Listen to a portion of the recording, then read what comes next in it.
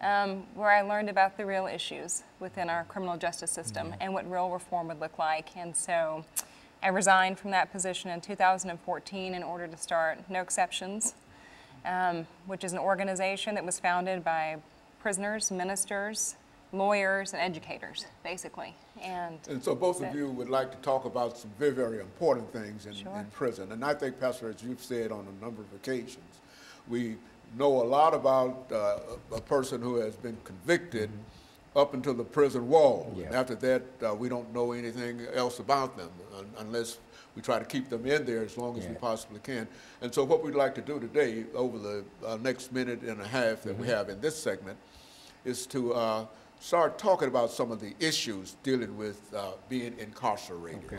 Well, you know, like I said, as an ex-offender, having spent 5 years of my life incarcerated in the Tennessee State prison system, you know, I can truthfully say that I've experienced slavery, because slavery is legal in the prison system.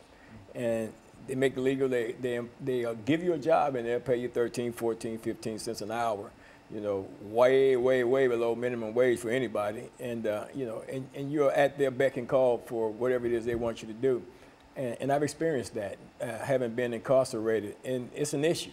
And it's long been an issue. It's been legislated into this country, into our Constitution here, because, you know, slavery, of course, was abolished, but at the same time, it still lives on in the prison system, because slavery is legal when someone commits a crime. You know, now I agree that people that commit crimes should be punished. When I was a criminal, I committed crimes, I should have been punished. Okay, and so what we'll do, we'll take our first commercial break, and then we'll come back and we'll allow Reverend Alexander to talk about some of the jobs and some of the ways that the money is distributed among prisoners in the system. And we'll be back with our audience following this very, very short commercial break.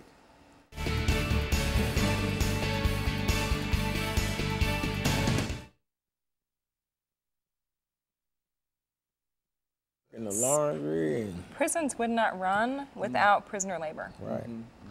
Prisoners participate in their own incarceration. Let's take this second segment to give us an overview in terms of people going into the system and how they are assigned work, and anything that has to do with working people. Absolutely. in the prison. Is there some kind of hierarchy? Well, is there some kind of how is that done?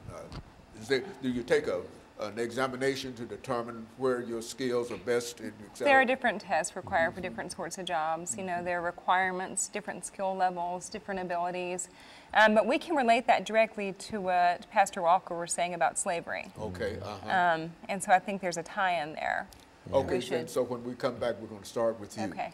And that's what I wanted to do, to give you this part of this 8-minute segment. Okay. To talk about some of the economics of the prison system and why we can consider it to be a continuation of slavery. You see, and I think when you say that they're paid, what, 13 cents an hour? Yeah. 15 yeah, cents, between 13 and 50 cents an hour is the average in Tennessee, but that's not even required.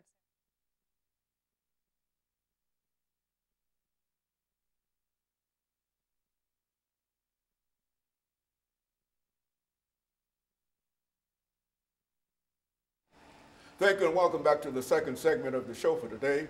We're talking to Pastor Walker and Reverend Alexander concerning abolishing slavery, modern-day slavery in the state of Tennessee, dealing primarily with the penal system in the state of Tennessee.